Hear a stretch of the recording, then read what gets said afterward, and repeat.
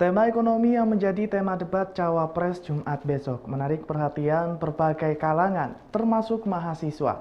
Tema ekonomi tidak hanya berkaitan dengan ekonomi digital, namun juga menyangkut tata kelola ekonomi konvensional dari desa hingga kota. Berikut 3 isu ekonomi menurut mahasiswa dari 3 kampus, UB, USM, dan UNPAD. UMKM dan UKM merupakan pelaku ekonomi terbesar di Indonesia yang masih membutuhkan perhatian dan dukungan dari negara. Hal ini disuarakan oleh Satria Naufal, Presiden Mahasiswa terpilih dari UB. Menurutnya, Capres-Cawapres harus memiliki program yang jelas sebagai dukungan bagi pelaku UKM. Ketika berbicara UMKM kan jelas pasti ada pada pendanaan daripada UMKM itu. Bagi terutama UMKM yang baru merintis. Yang kedua ada pada bagaimana sistematika atau prosedural daripada pembuatan UMKM gitu. Terkadang kan banyak teman-teman muda, teman-teman anak muda yang kemudian memulai UMKM terkendala pada prosedural yang ada dalam tatanan birokratis ataupun non birokratis gitu. Yang ketiga ada pada bagi saya dalam pemetaan ini Bang, apa ya, bicara tentang kolaboratif governance yang hadir pada pemerintah, yang itu hadir pada teman-teman masyarakat gitu.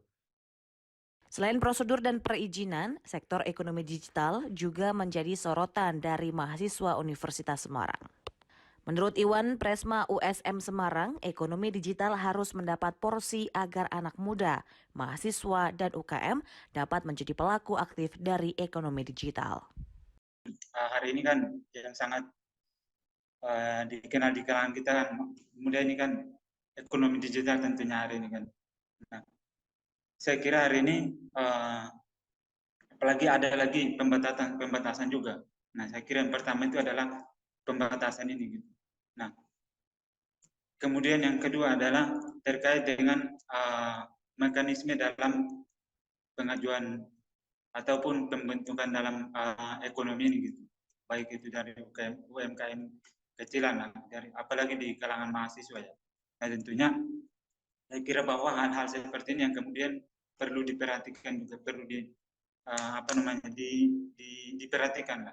Karena tentunya ini akan berdampak langsung gitu pada pemuda hari ini gitu. Sehingga harapannya adalah nantinya hal ini perlu dibahas bagaimana cara dalam pembentukannya itu bisa dipermudah dalam pembentukan UMKM yang di kalangan mahasiswa begitu.